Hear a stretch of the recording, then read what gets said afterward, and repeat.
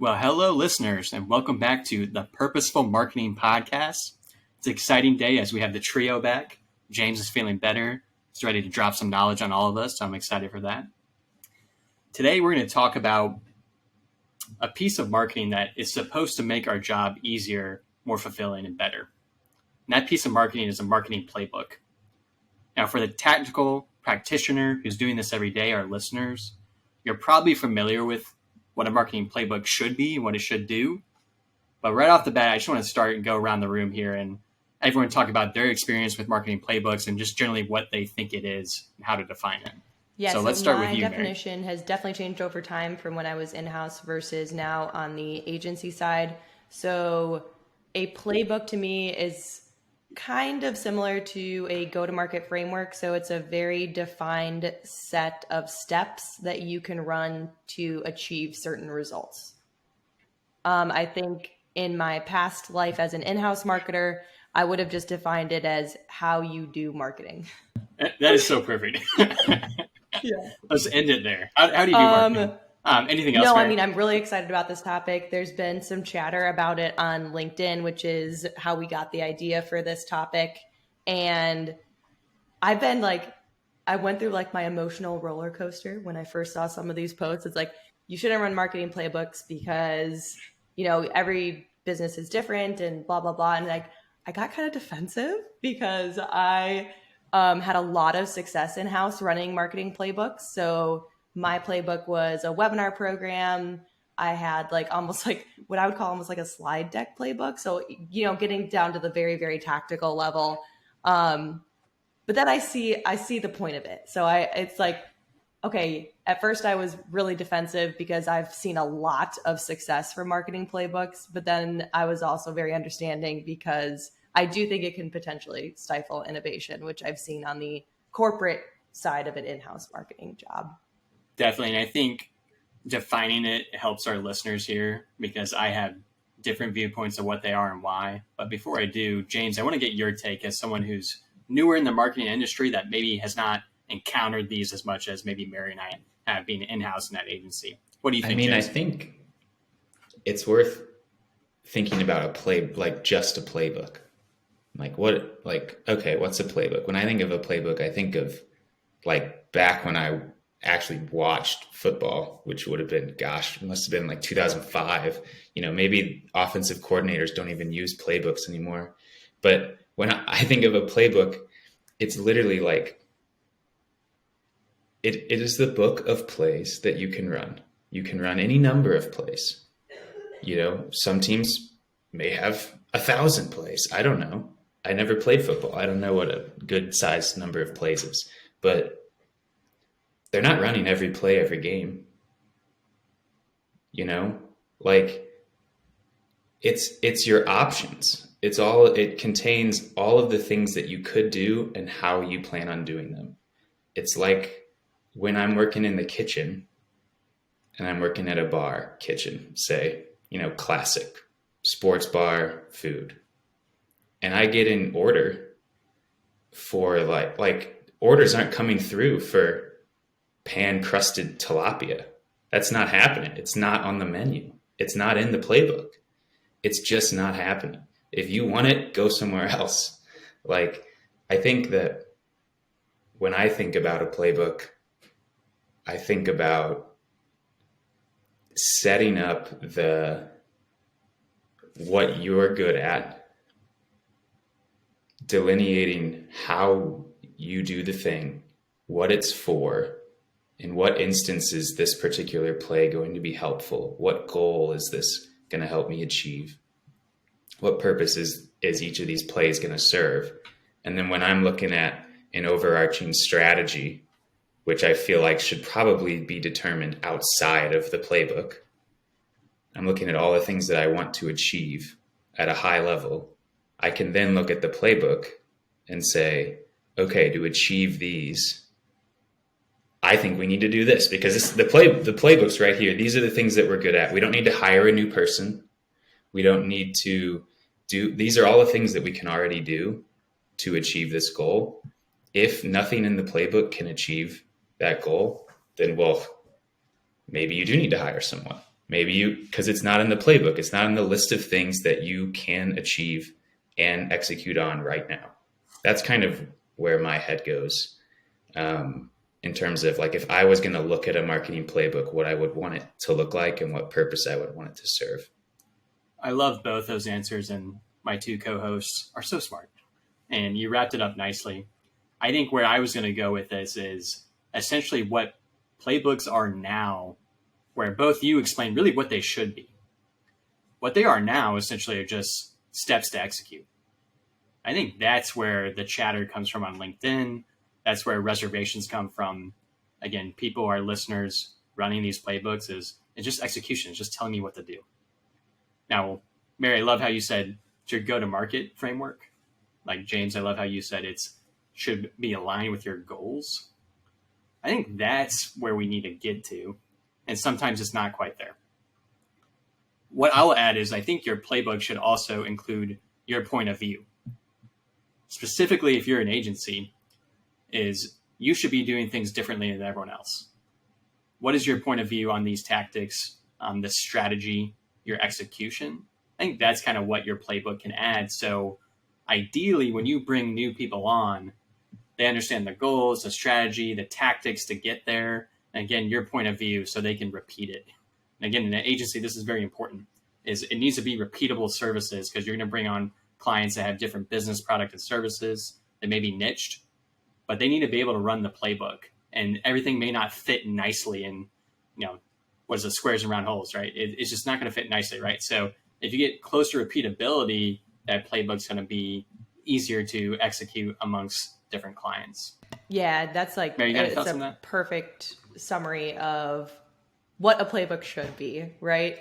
I think in the past, when I think about when marketing playbooks have not worked, it was more, like I said in the intro, it's like stifling innovation. So when I worked on the corporate side and I had some great ideas on demand generation, and I wasn't just pitching like, hey, we should do paid social. Like, it was a very well thought out plan on exactly how we would do it for a single product first, so that we could prove a concept and scale it. Like, looking back at it, it still frustrates me a little bit. So sorry if that comes through. But it was just like, that's not the playbook we run. We do trade shows, marketing does brochures, marketing fulfills sales requests, marketing helps product engineering write bulletins and sales material. So it was just like, that's not our quote unquote playbook, right? So that's where I think you run into dangers, is when the playbook stifles innovation and creativity. Yeah, I think that's such a great point is, again, the cons of what these playbooks are. I'm going to read some out that we had written down, then James is going to react to them. So again, the cons of why playbooks don't work is, the first point is we kind of brought up already, is every business product and service is different. It's relative. Maybe this playbook won't work effectively on this client. Kind of what Mary was saying, stifles innovation. Is in marketing, you got to move fast. Sometimes you got to zig and zag, or the people are doing the opposite. If you can move fast without the playbook, you can innovate faster. I think that's kind of where that comes from. The playbook becomes a crutch. It's the only thing that you know how to do. And when it doesn't work, you don't know what to do next. And then lastly, I think is super duper important. Maybe this is what you kind of deconstruct, James, is buyers evolve faster than marketing sometimes. And maybe your playbook gets outdated quickly and it's not resonating with buyers today. Have any thoughts on any of those cons? Yeah, I think Mary handled the innovation one just fine. I don't think I need to touch that.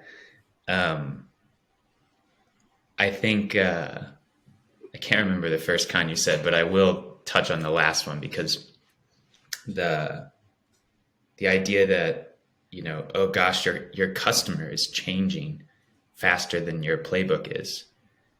It's like, well, what's in the playbook shouldn't be determining what you do. Because at the end of the day, like, you're not a football team. You don't get to dictate everything about how your market works. You don't get to dictate how people want to experience the product. You get to dictate how they do experience the product, but you don't get to dictate, the environment in which they're driven to demand your product. You don't get to dictate, it's like what you choose to do should be in response not to what's available in the playbook, but what is going to be the best for your customer. So if you think about, okay, what's going to be the best thing for my customer? What objectives should our marketing plan for this year or this quarter be based on these conversations we've had with our customers? If your answer to those objectives that you have, if all those things are in your playbook, great, because you're going to be able to execute with some amount of efficiency and confidence and without needing to do anything different. And that's fine. But if doing the best thing for your customer means going outside the playbook, then yeah, like having one is going to feel like a con. But you don't need to do you can think of the playbook in a really loose way, and it still be helpful. In terms of, I remembered what I wanted to say about the first con you mentioned, which is, not every company is going to have the same challenges in terms of reaching their customers and in terms of marketing. I think hold on while I cough here for a second. Okay, sorry. Gosh, that was just building in me. I had to get rid of it. That's fine. I'm keeping that in. But let's say I'm thinking of how I'm going to do marketing for a company that sells, industrial thermal processing equipment. We heat stuff up to super high temperatures. We cool it down. Now it's your part. And I see a playbook that maybe on LinkedIn, someone's like, this is the playbook. Again, this is not really the way we're thinking about a playbook, but this is the playbook I ran to drive X results for a company that sells forestry services. Okay. I believe in my ability to look at that playbook and say, or look at it and be like, okay, I have an idea of why this wouldn't work or why this would work in my industry. I have an idea of what, the challenges would be in executing something like this. Nothing is going to be that cut and dry. Even if another company that did thermal processing equipment had their marketing manager go on LinkedIn and give me their whole playbook, it probably still wouldn't translate directly. But I think that there's still some amount of value in looking through that and taking it at face value and thinking about it. I don't think that every person who, spouts off about their awesome playbook that they have should be ignored just because they're in a different industry or something like that. I think if you're smart about it and, you think about it and you take your time and you don't just dive into anything silly, you can get a lot out of just thinking about the stuff that has worked for other people. Well said, James. Where my mind goes is the playbook needs to follow a process, and the process is the strategy has to come first. And the strategy should be different for every single company and business, where the playbook can be very similar in tactical executions, right? I think for most of us who are doing demand creation, we're running very similar tactical playbooks. There's not a lot of point of view there. But what you should do is kind of what you're saying, James, really evaluate what your business, what your strategy is, and what you're good at. I think one of the dilemmas, which I'll bring up, and then Mary, you can riff on it, is the playbooks that we have gotten and utilized over the last 10 years are not from our own doing. We didn't create them. We got them from marketing technology. We got them from software. We got them from Google, Facebook, these ad platforms. We got them from mods for SEO. We're reaching out to grab playbooks from everyone else. I think that's really where we've got to today, where there's a lot of chatter and people just do not like these playbooks and think they do not Yeah, work. I totally agree with you. What do you think about that, Mary? It makes me think of, I know exactly why we did it, 5-10 years ago, why you adopted the new digital marketing playbooks, SEO, lead gen, Google, whichever one you want to pick out. It's because you could finally say marketing drove these exact results. And it was like just so exciting, right? I remember being so thrilled to say, I could say this product page that I, a marketer, wrote and helped do the interviews and conduct and do the images and help design it. I could say that drove X increase in traffic over 3 quarters, right?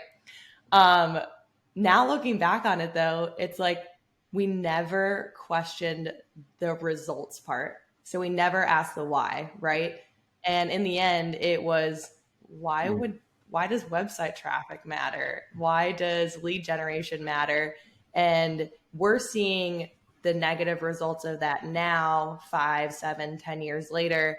And it's marketers who are still running those playbooks are seeing traffic, they are seeing leads, and they suck. Like the traffic is low quality, the leads don't close.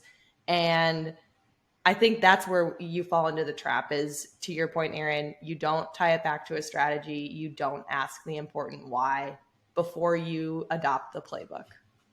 Yeah, and I'll give an example from a different industry, the beverage industry, of when I worked at Starbucks. There was a playbook there too. But what that playbook did was not just tell us how to make the beverages or where to put certain things. It also showed us aspects of the business in a whole, like what the strategy was. So one of them was certain areas in the cafe is highlighted in this playbook. And it's like, that's an area where you can have a conversation with the customer. Because again, Starbucks strategy is build a community outside of home. So within their playbook, there was technical execution, but there was also that why. It's also that strategy baked into why you're doing the tactical things you're doing. I think that's what makes a good playbook. Now, let me read some of the pros of what a playbook should do, and then kind of Mary and James and give your thoughts on like what is the best kind of playbook. So pros is we've hit on some of these is, I think number one is guardrails, telling you what paths you should go down, not necessarily taking the wheel from you and driving you there, but showing you the way. Number two, repeatability, which I think has more urgency with an agency model than in-house. But essentially, you want someone else to run this playbook, right? Is maybe you're leveling up in your career, you go to senior role. You need someone else to achieve the same results as you. So repeatability. And then I have predictability, but I think it's more of having predictable actions. So when X, Y, and Z happens, you're going to do 1, 2, and 3. I think that's really what the playbook should allow you and equip you to do. So I just had 3 pros there.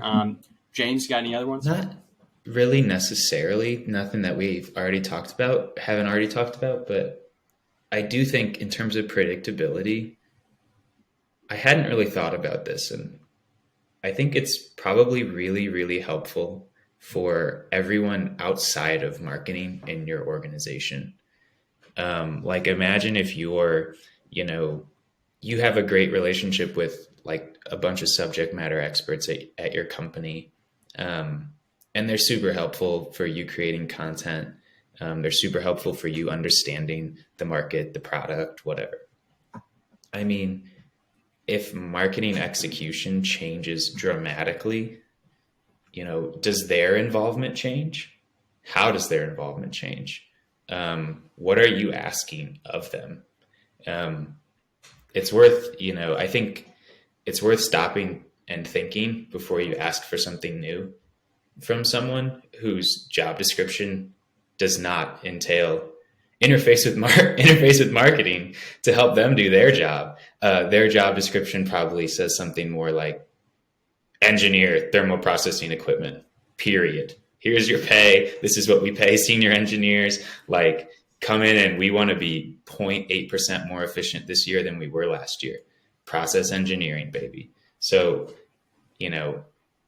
it's the playbook is a pro would also be just making sure that the people who aren't involved in the nitty gritty marketing, but do have a role to play in making the things that you do valuable, you know, the playbook should be able to make things easy for them, make it easy for them to contribute, make it easy for you to get what you need from them in a way that they hopefully enjoy, but also, you know, can contribute high amounts of value. So I do think in terms of predictability, that's what I think of. And I think of that being super valuable in an in-house role, and industrial especially, because, you know, you should be getting some amount of contribution from elsewhere in the organization. Like that should be happening if you're going to create good content and not just content for content's sake. So being able to make other people's contributions more predictable for them, like I think that that's super helpful and something that you should aspire to with a playbook. Love that, James. You know, I think there's a lot of good reasons why you need a playbook.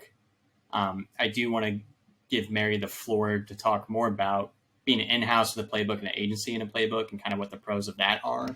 Yeah, so so I'll just when kind I of throw was it over to you, Mary. in-house, I was at part of marketing for two different departments, so R&D and then the corporate side. R&D, you know, it's research and development anyways, so they're naturally more prone to experimentation.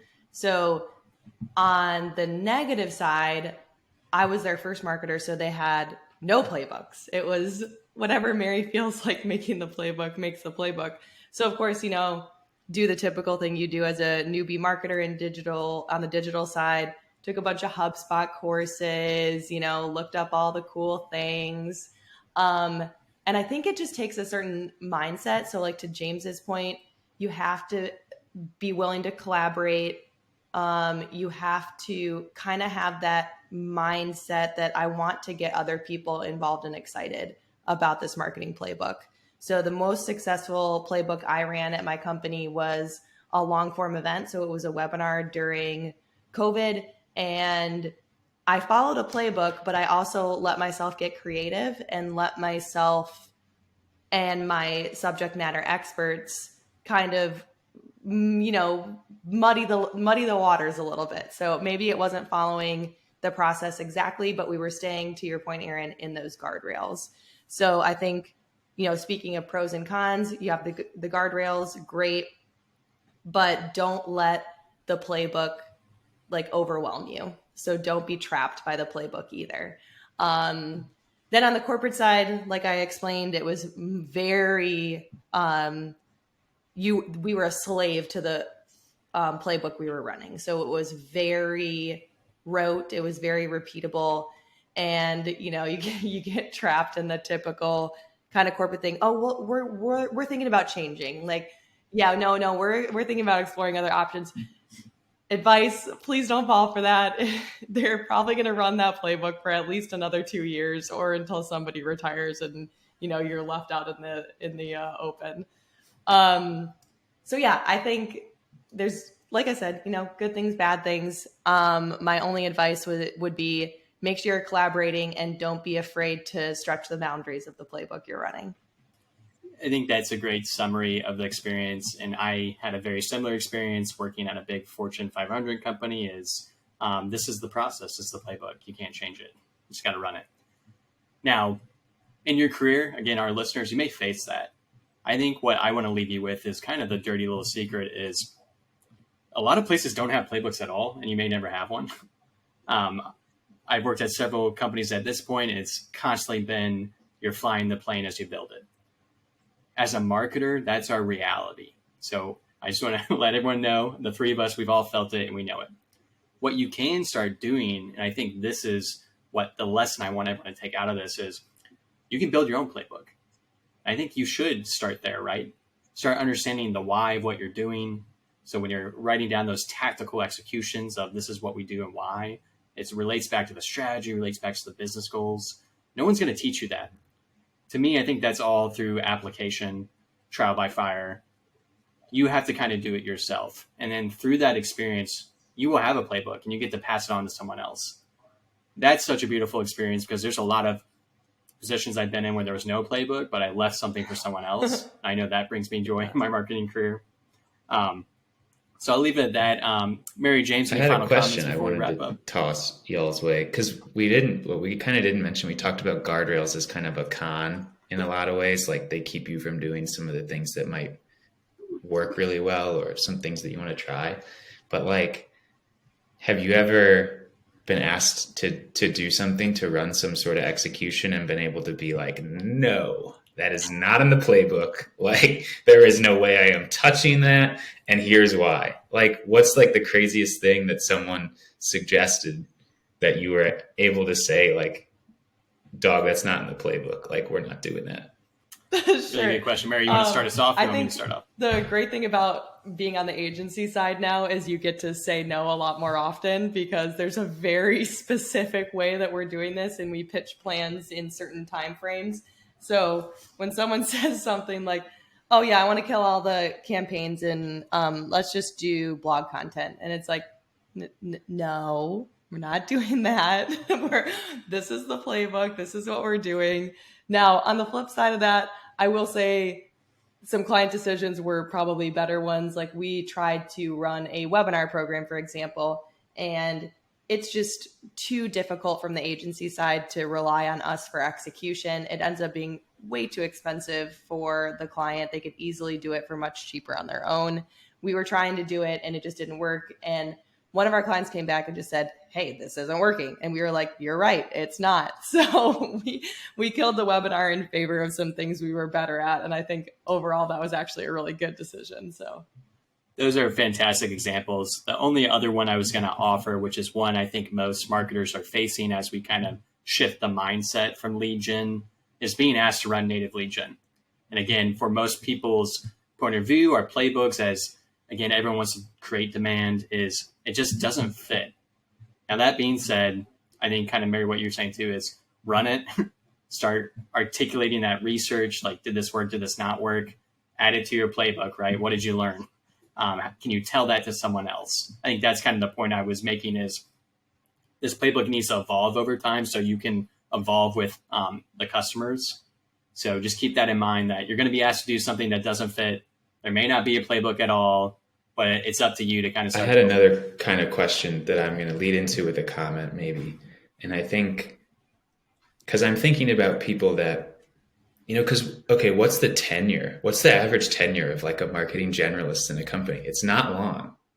No, it's not. It's more than likely that you're showing up and you're working within, if your company has a playbook or some sort of framework or list of things that they do, maybe they don't call it a playbook, and you're kind of stuck in that, and you feel a little bit stuck in that, like you want to do some stuff that's not in there. Thinking about, why your company doesn't want you to do other things from the perspective of, well, they have this playbook of what they feel like works for these reasons. Like, if you think about it from that perspective, it's potentially a way into like having a conversation or building up the ability to have a powerful conversation with someone where you add something to the playbook. Like, don't think about, we're going to experiment with this new thing. Think about, how can I develop process documentation for something that we haven't even done yet? If someone's like, well, we don't have like a documented process for how to do that. And you could say, well, I have a documented process for exactly how to do that. And I'm more than happy to talk anyone through it. Like, I'm interested in, I know Mary has a lot of experience kind of struggling getting out of lead gen at a in-house company. So I'd love like your take on, is there a way into having those conversations if you start to think about, well, I might not see the value in the playbook per se, but these other people at my organization do. And if I can think about things with that in mind, maybe these conversations become easier. Yeah, for sure. So part of the playbook that I was suggesting when I suggested the change in playbook was to continue doing some things. so we could start comparing results, because I think that's really important. To your point, James, it's comfortable. They've been running it. They know it works. There's a certain predictability about it. So I was okay with continuing to do the things that marketing usually did. It was just, now let's also try this new innovative thing. So my solve was finding people who thought innovatively and creatively on different teams. So again, back to your point about collaboration, James, if you build those relationships at a company early, then people start to come to you with really great ideas, and you can use those people as leverage points to push ideas forward. So I would have stayed at Spring Systems if Gorilla 76 hadn't found me. And there was a few people who I could have worked with and tried to run the playbook I wanted to run. And to be totally honest, unless they offered me some kind of leadership position, I probably would have left in 1 to 2 years and used all those results as resume boosters and left for double my salary. So taking that, just make sure you're also knowing your value when you're running these playbooks. Like, don't be afraid to use those to help yourself push your career forward. Definitely. I think that's probably our final point is not only should you be a doer, you should be a builder. I think that building is going to help you be a better doer, and that's going to get you into that position you want to get into. So again, listeners, there may not be a playbook, but you can build it today, and that's going to help you in your career.